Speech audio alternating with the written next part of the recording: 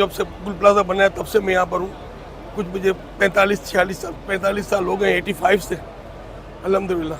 और दूसरा भाई, मार्केट के अंदर हमारी दुकानें थी, हमारी पूरी फैमिली की दुकानें थी।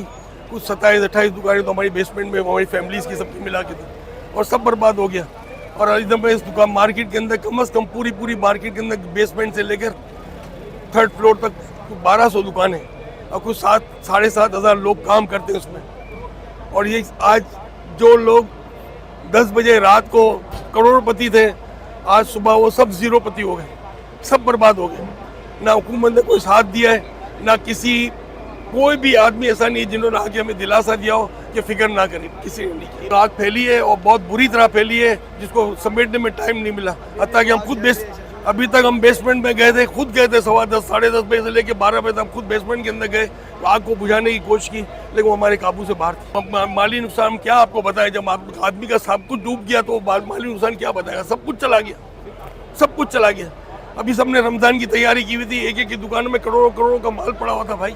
छोटी दुकानों में करोड़, तो बड़ी दुकान में कितना होगा मुझे बताओ।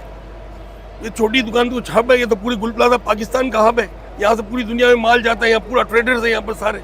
इन लोग एक दुकान की प्रॉपर्टी 10-10 करोड़ रुपए की प्रॉपर्टी है यहाँ पर।